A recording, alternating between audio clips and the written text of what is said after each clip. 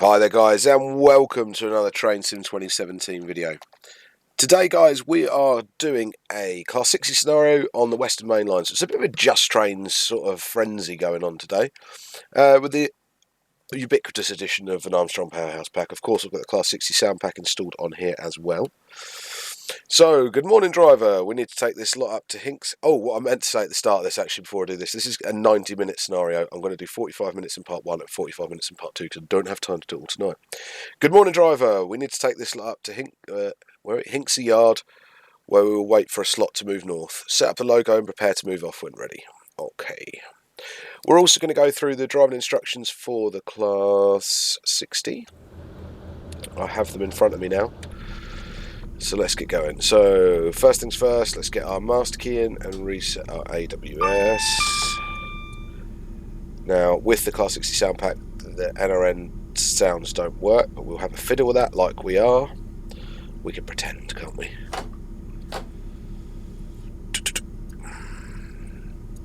Handbrake's off. Everything's set down there. We need our lights today. You know me, I'll have instrument lights on pretty much all the time anyway. Excellent. Okay, did it say we could move off when ready, or did it say prepare to depart? I think it said prepare. Let's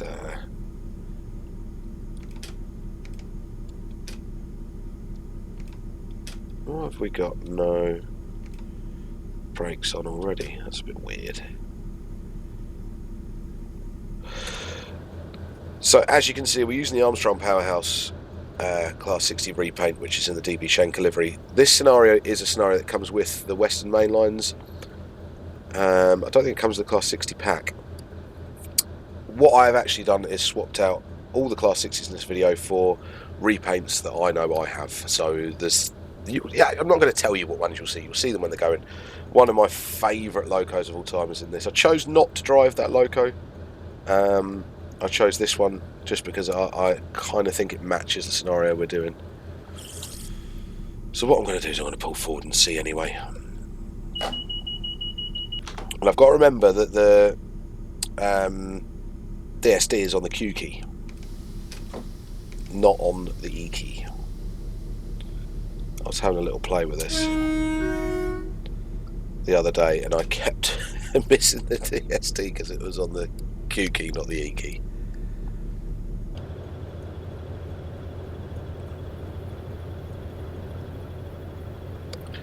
Oh, what we got going past?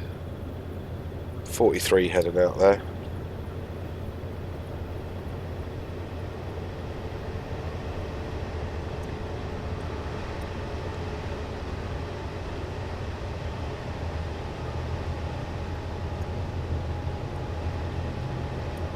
It's a very pretty, well I say pretty, it's not pretty, handsome locomotive, the Class 60 for me.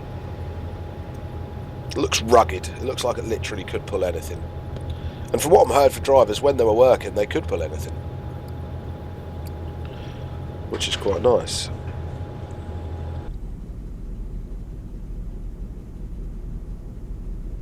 Got a 15 limit here.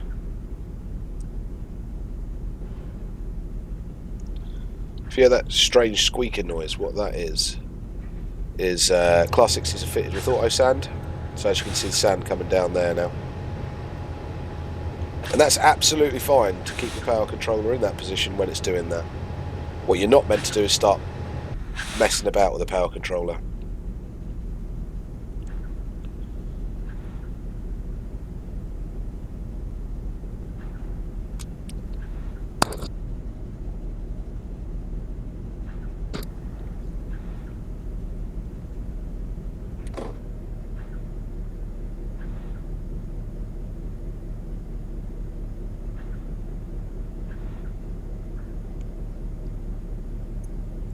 So this is the first time you'll see me do a scenario on the Western Mainlines.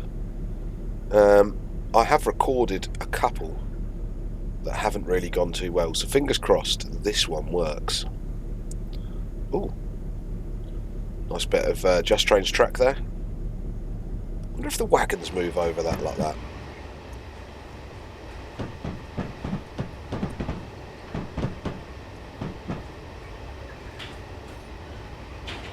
Looks like they do. Yeah, it's definitely a bump in the track there. There we go. There we go. There we go. There we go. There we go. There we go. Woohoo!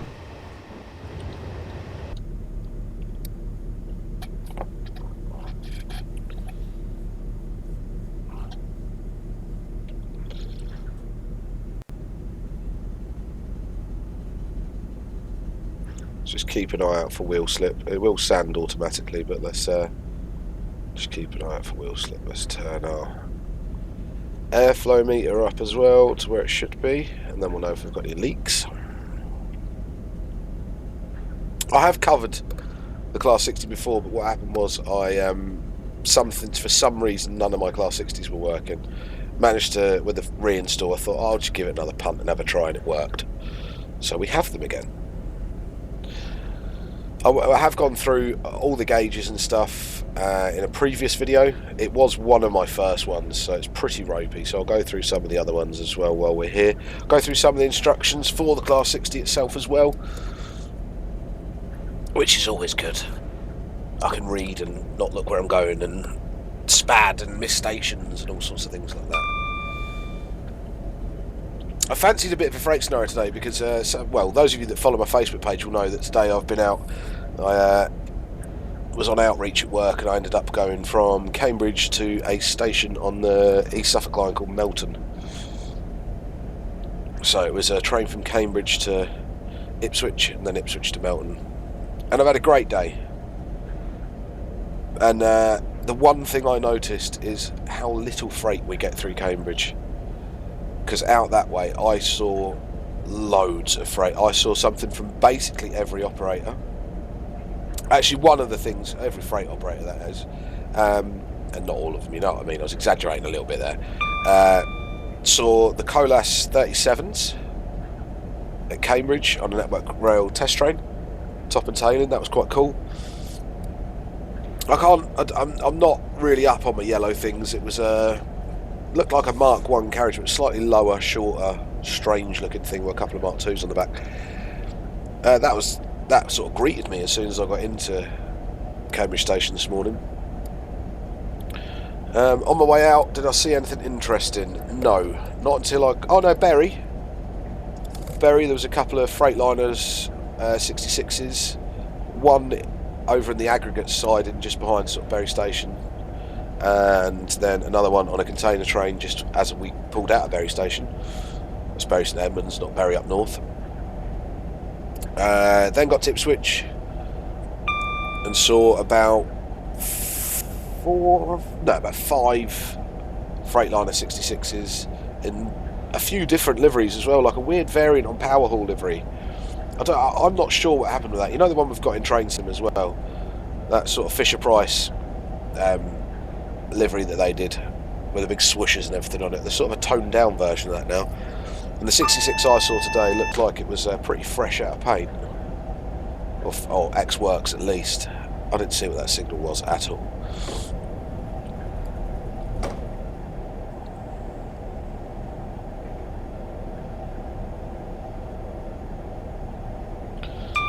I'm working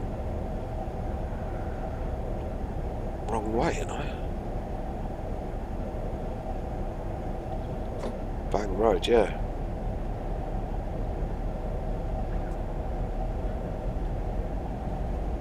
Did it say what my maximum speed was?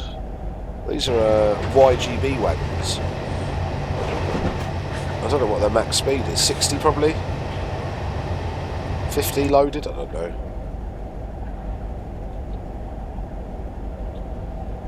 Yeah, it doesn't say.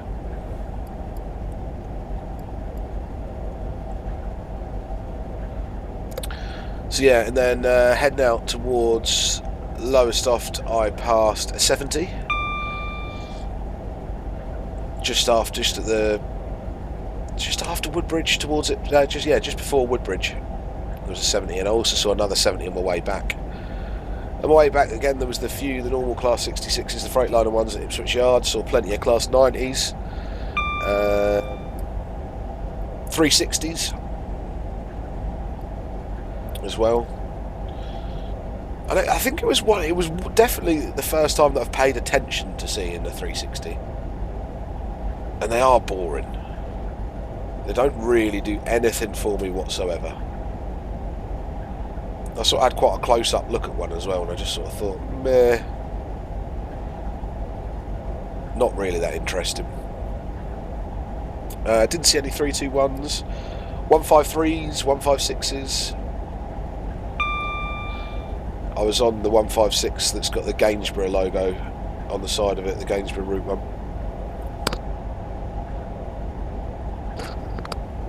Which quite a few people had seen about that day as well. A couple of guys in the Facebook group said they'd seen it.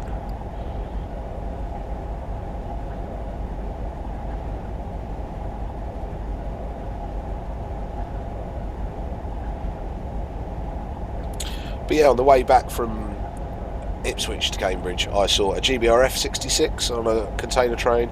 I saw an EWS 66 on a container train. I then saw a, I say EWS, DB Shanker, but it's an EWS livery. Now, I have an inkling, and I'm hoping you guys might be able to help me with this. There's a aggregates yard at Kennet, just behind the steel place there. Now, I only saw the front of it.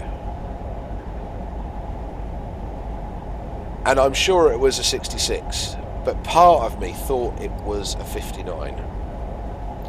If anybody could clear up what that was today, that would be great. If there was a 59 operating up that way, that'd be great to see.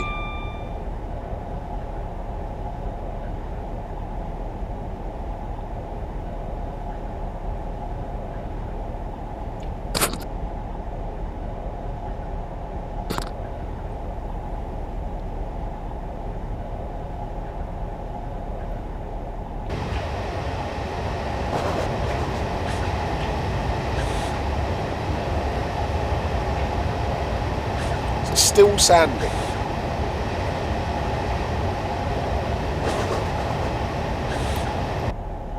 That's annoying me now. Pretty sure it's not meant to be doing that. When I'm pulling 478 amps.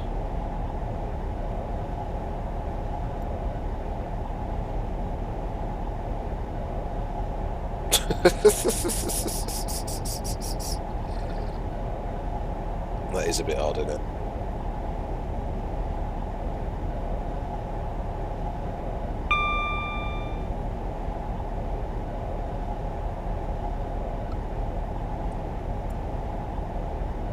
That doesn't work. I think I said that in my other video.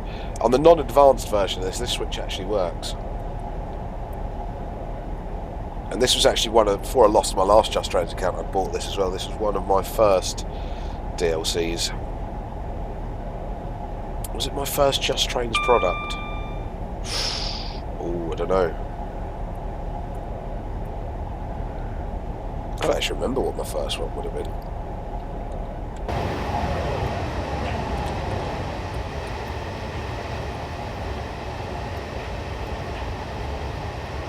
Oh, that would have been a nice screenshot.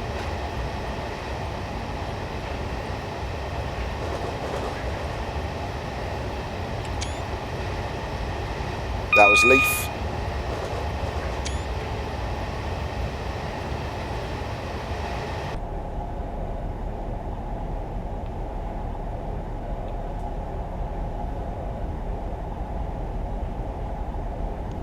This route's been a bit temperamental for me, I won't lie. It didn't run at all before my reinstall, so it was something on my end, which I said it was anyway. But I get a half decent frames on it, 25, 26 frames per second, that's plenty for me. It has some bits that are really laggy, and it doesn't look like there should be any reason for it. I don't know what that is.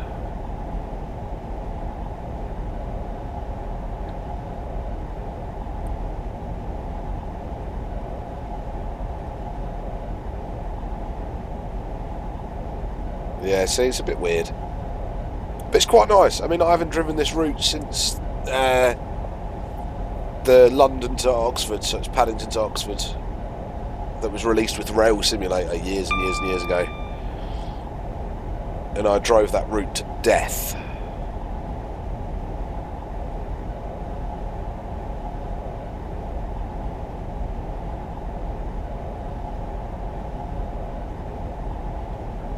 so I never bought it again because I lost it when I lost my last Steam account. But I've just never bothered installing it, never bothered buying it.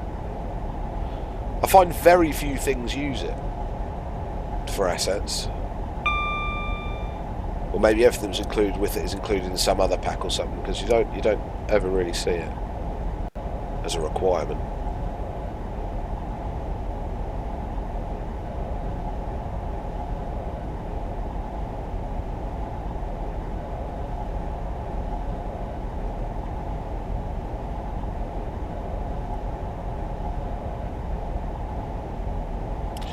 It's a nice cab environment, the 66.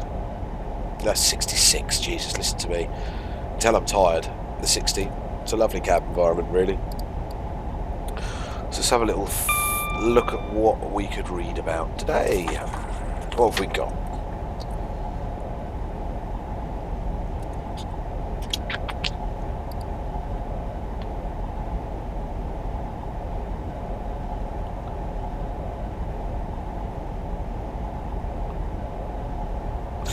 Let's read about the tractive effort, and it's the cautionary warning it tells us about. Oh, I'm slightly faster than I should be. We'll just let that tail off, call it faulty speedo. So there's a big caution mark in here, and it says the locomotive designed to exert very high levels of tractive effort at slow speeds. In extreme conditions, this can break the couplings or pull out the drawbars on some vehicles. It is therefore vitally important the driver uses extreme care by ensuring the brakes are fully released when starting heavy trains from a rest, except where instructions in 3.6 apply. So this is 3.6. When starting trains on heavy gradients, it may be necessary to hold the train with a full straight air brake applications. Straight air brake is the independent brake if you're American, or just the loco brake if you're British. In some cases, a partial auto air brake application may also be necessary, whilst the traction motor current builds up as shown on the ammeter. The design of this locomotive requires maximum power to be selected as soon as the airflow indicator shows that all wagon brakes have been released and all couplings are in tension. Traction motor current will build up slowly to a maximum of 6,800 amps. It may be necessary to let the current rise to as much as 5,000 amps before releasing the straight air brake, so the locomotive is able to move the train from a standstill. Jeez, oh. That's pretty hardcore, isn't it? See, that's very laggy here, but I suppose there is all this going on. It's 5,000 amps. It's there.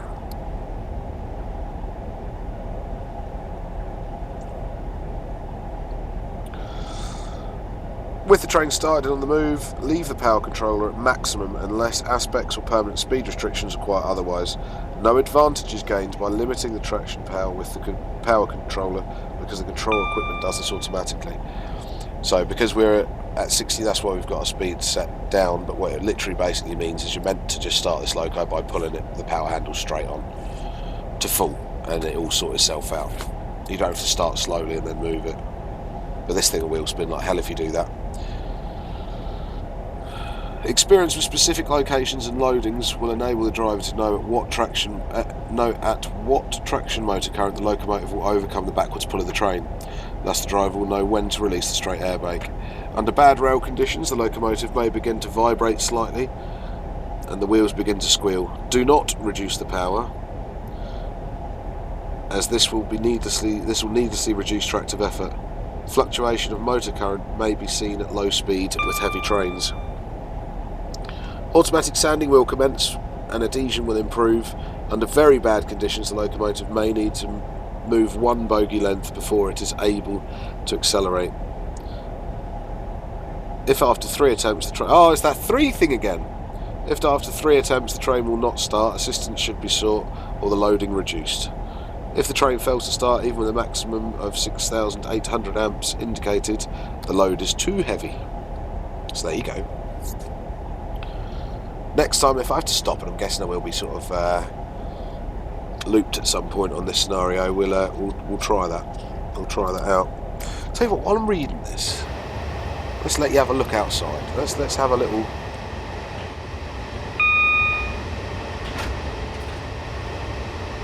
Nice view of what's going on. A look at what we're driving. Caution, do not keep the traction motor current at 6,800 amps without the locomotive wheels turning for more than 30 seconds.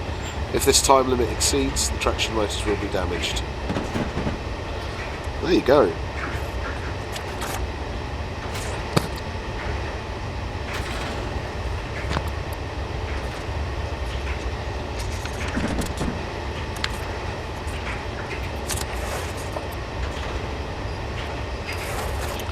Let's just have a little look. That's annoying me actually. The sound is annoying me more than anything, I'm afraid.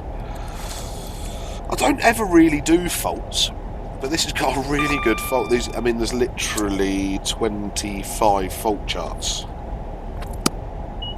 in here. Oh, just taking them off. That DSD's kicking.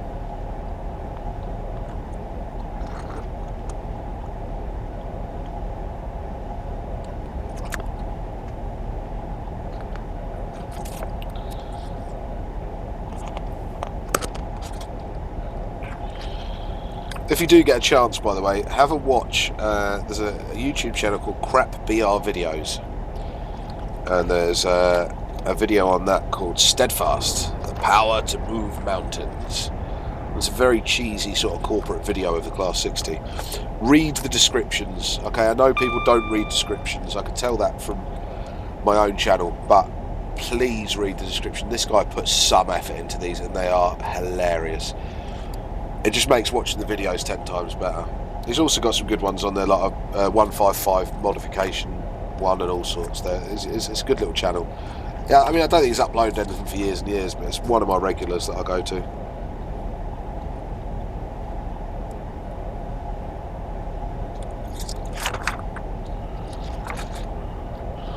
So I'm sort of knee deep in the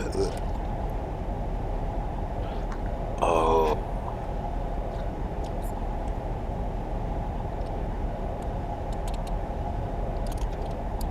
Just seeing that something's just jumped out at me. Some of you will know that I have a bit of a thing for things from the past. This is going to sound really weird. Things from the past that were made to look futuristic. Sounds really weird, doesn't it? But it's not. It's sort of like, or ideas that sort of took off but never really got anywhere. Failed things that shouldn't have failed. I love, like, the ATPP is one of my greatest ones. Should have been something brilliant and it was nothing. It was sort of scrapped. If you like aircraft, TSR-2, the Valkyrie bomber that was made by Avro, I think, in Canada. Sinclair C5s. I've owned multiple C5s. I've driven hundreds and hundreds and hundreds of miles in my C5s over the years.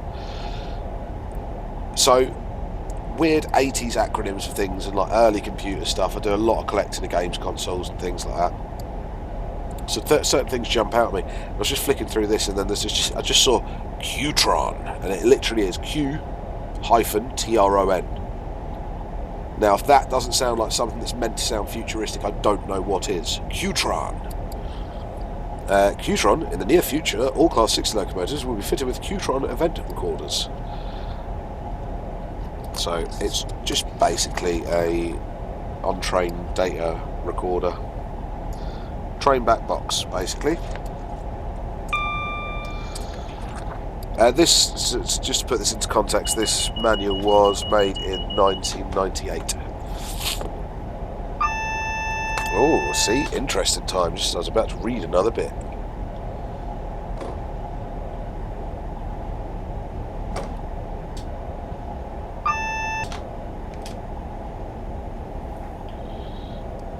Got some brakes, that.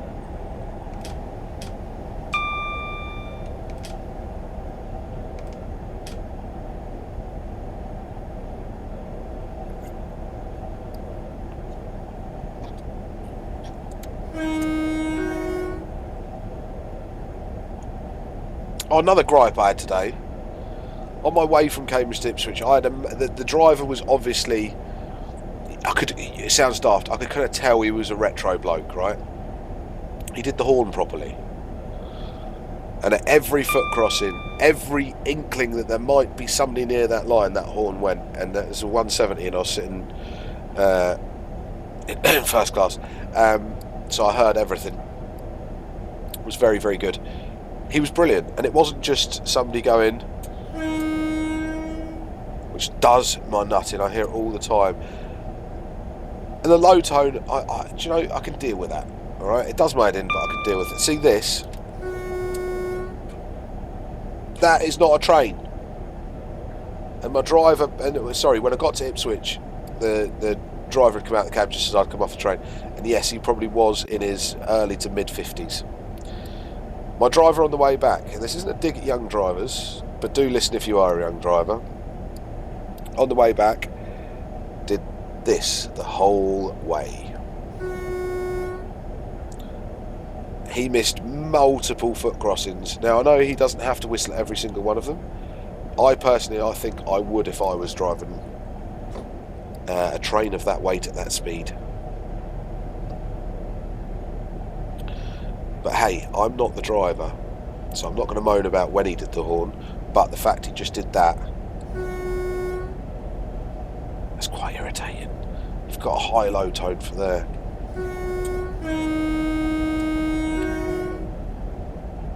That's how a horn should sound. Now, some of you might know the reason why trains have high and low sounds, two different tones, and that is to differentiate them between a car. It sounds daft, but true. When diesel started coming on stream in the 50s, they were given a two-tone horn because they didn't have a whistle. Now, a whistle's very different to a car, and a steam train makes a fair racket anyway, and plumes of smoke. So they're pretty visible, pretty noisy things, and whistles are piercing. Not much else had a whistle. Not a steam whistle. They're kind of what they are, aren't they? So when diesels came in, they said, right, what are we going to do? Let's have a high-low tone, because no car's going to go like that. Are they? But that,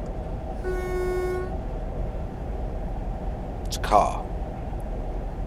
Car with a very big air horn, but it's a car. It's a single tone. Right, that's my moaning done. Sorry about that.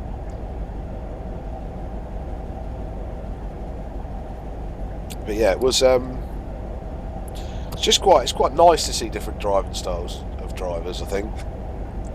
It's not something I think most people would pay attention to. But for me, it's one of the main things about being on a train.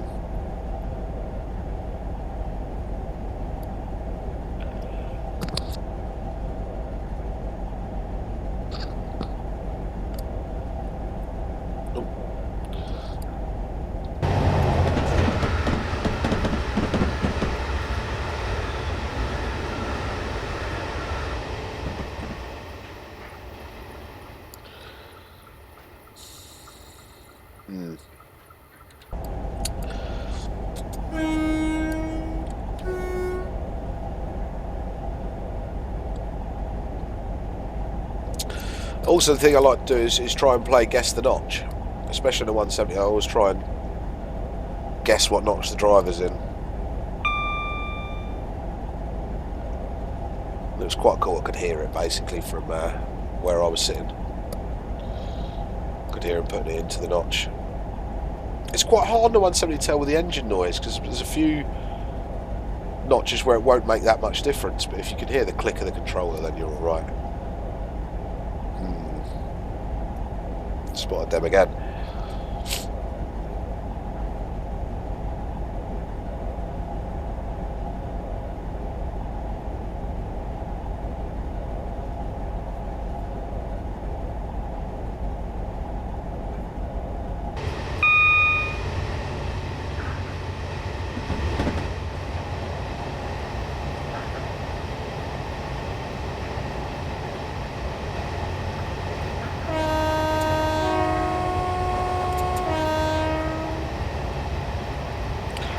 I think this video gets the award for the most horns I've ever used. Right, come on. Now I can kind of guess why this is happening, right? Because I'm guessing that you lay this road down that comes with the streetlights, and you'll probably find that those assets aren't deletable separate from the road. But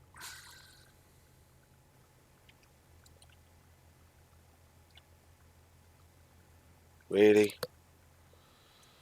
It's just, I mean, this is a massive route that someone's put a lot of time and effort in. I mean, I'm not going to take that away from them.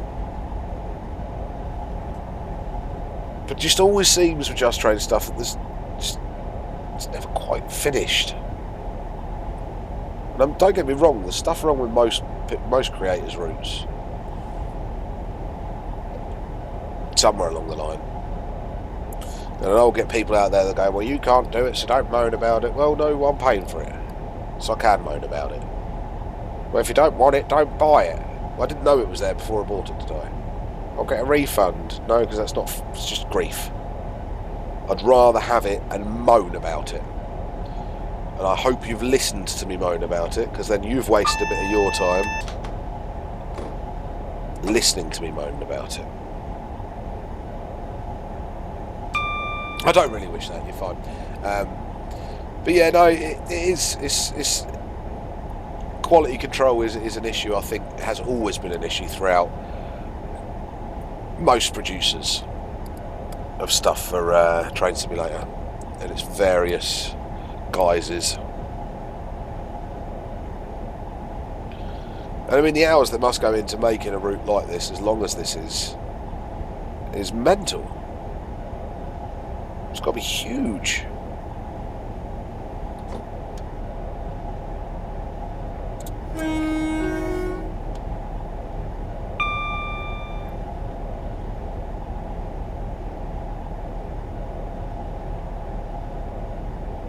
So, but fair play to them.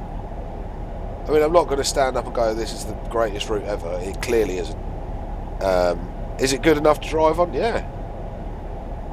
Yeah, it is, definitely.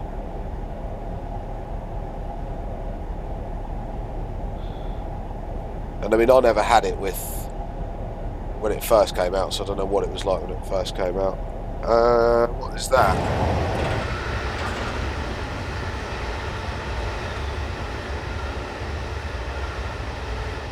You know what they are, don't you? They're milk bottles. They basically mean missing assets. Again, this will be my end, because they're meant to be there, otherwise we wouldn't have the milk bottles. So they'll be my end.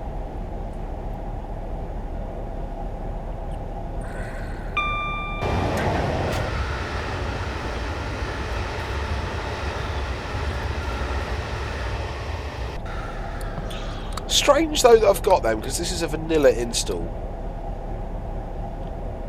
of Train Simulator.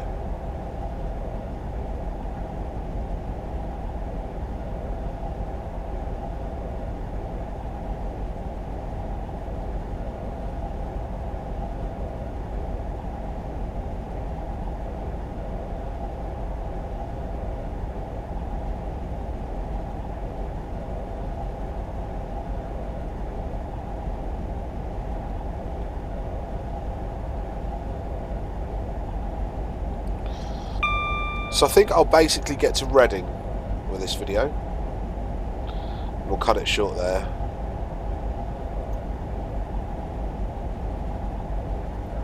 Hang on a second, let's have a look.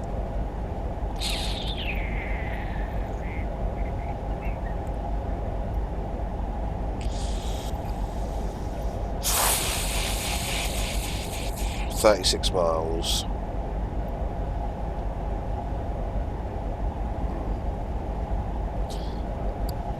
Oh, it's hard to decide. The thing is, I've got to try and squeeze another video in today, because I know everybody's not going to like the 60.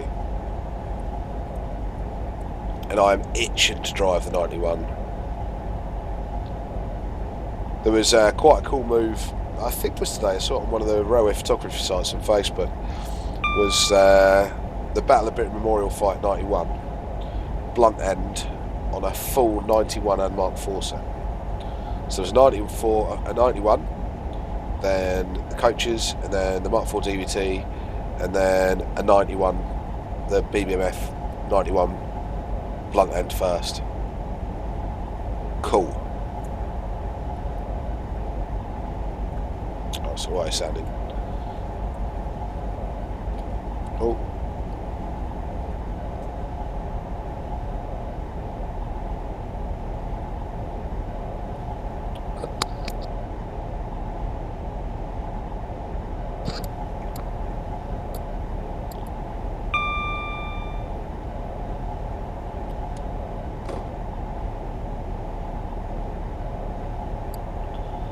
was hoping that would drop a little bit faster than it did, to be fair.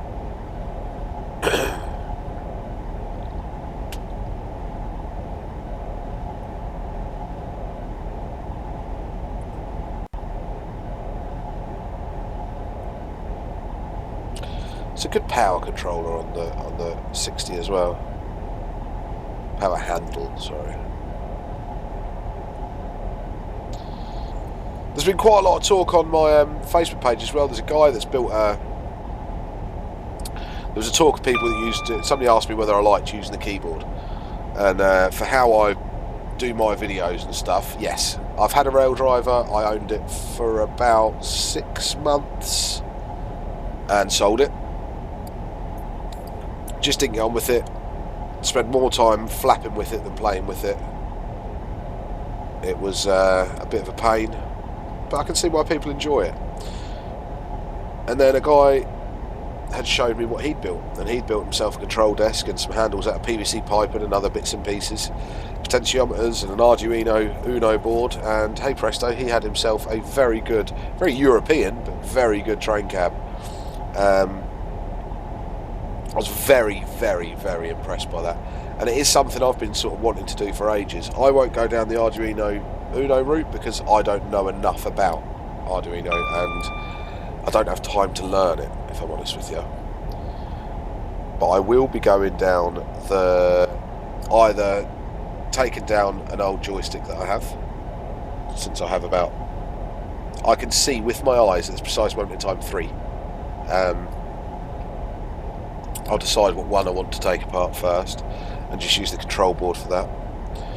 Or you can actually buy control boards specific to what I want to do, basically. So I could get a, oh, that's cool, with a stretch bars in the middle.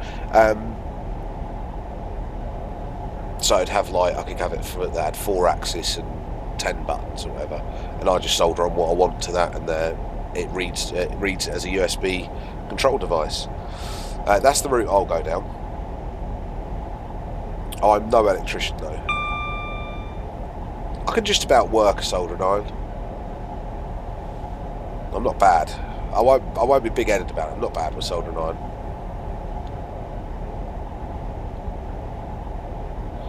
But my fault comes when I have to then program the software to do it. And that's that Train Sim Helper. I haven't used it in a long time. I think that was Joystick API before it was Train Sim Helper. Or it was a very similar product. It's freeware anyway, it's available on UKTS. Go and have a look if you fancy that sort of thing. I drove with the joystick for quite a while. It's alright if you're driving something like this that's got like a the PB, I always get this wrong, PLB or PBL braking, because the kind of joystick does that way.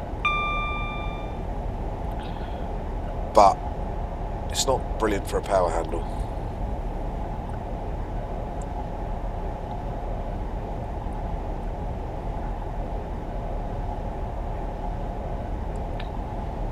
But yeah, I did drive my, what did I drive that with? My Satec X52 Pro, I think.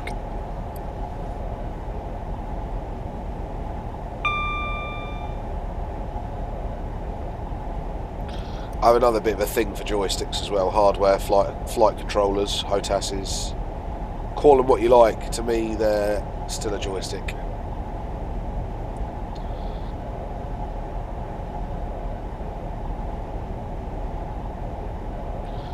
My first joystick that I fell in love with, don't be dirty minded, was a Logitech Wingman Extreme force feedback. That thing was a beast. Absolute beast. It had an infrared sensor on the actual handle, so when you put your hand on it, that's when it stiffened up. Again, don't be dirty minded. But it was good. It was very good. Then I had a Microsoft Sidewinder Pro. Wasn't massively keen on that, it was a bit of a funny shape.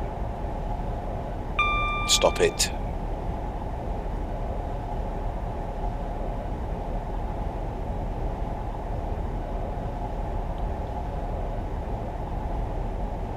But yeah, if I was recommending the HOTAS for anybody, for anything else, any other games you might play, whether it's Elite Dangerous or flight simulators of any kind. For a budget entry level that's still decent, the Thrustmaster, it's called the Top Gun, I can't remember what it is. It's only about 30 quid.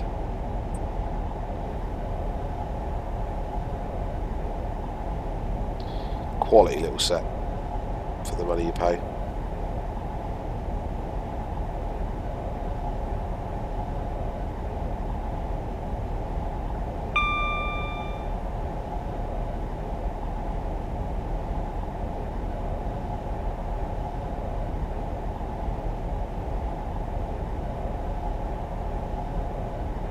See that we're hitting the frame limiter up here, and the frames are limited at 30 at the moment. I'm sitting at 29 quite happily. So considering how big this route is, they have done a good job optimisation wise. See, I don't always slate Just Trains, do I? I don't always slate them. I'd like to see a texture upgrade in this cab though.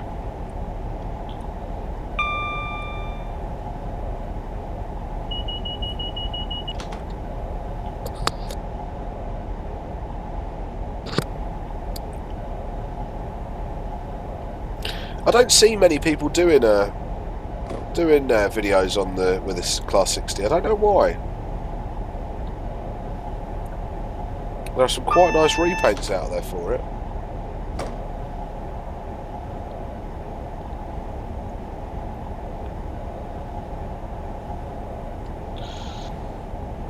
So I'm actually going to slow to a stop in Reading Station on platform 13. Brakes on this are unreal. Why is that?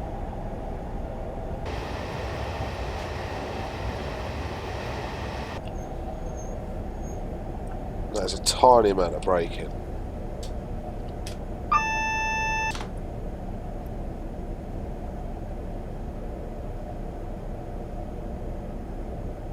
Yeah, I'm going to stop it at Reading and save it, and then I'll do a part 2 of this if you guys want to see it.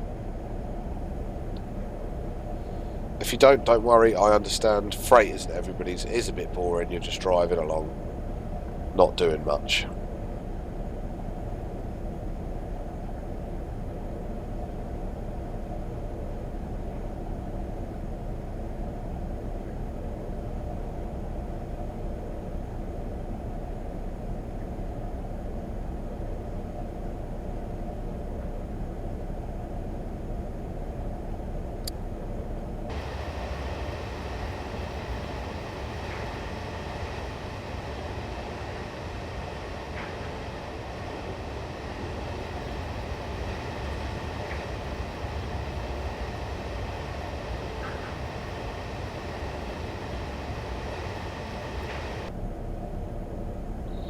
A bit stuttery coming into Reading, but to be fair, it's recovered alright.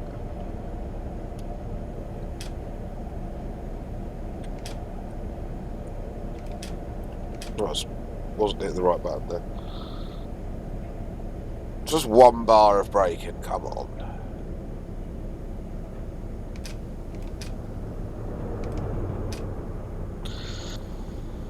So guys, I know that's not been the most exciting video or the best planned or the best run video, but I hope you've had a bit of a laugh with me while I've been doing this. Do feel free to like, share and subscribe. Share the video, get it out there. I'm very, very close to 1,000 subscribers. I'd like to hit 1,000 subscribers.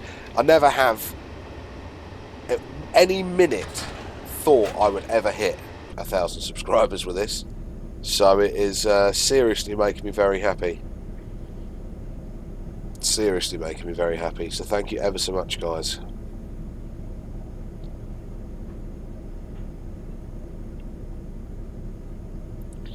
Now I need to go and do something commutery. I wonder if there's a commutery one on this. I bet there will be.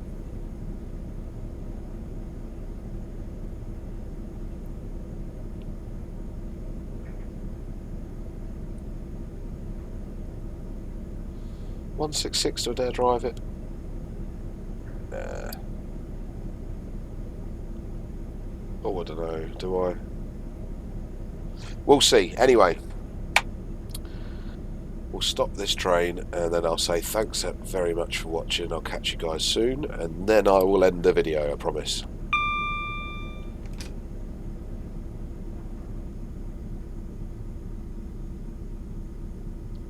Good God, this thing stops.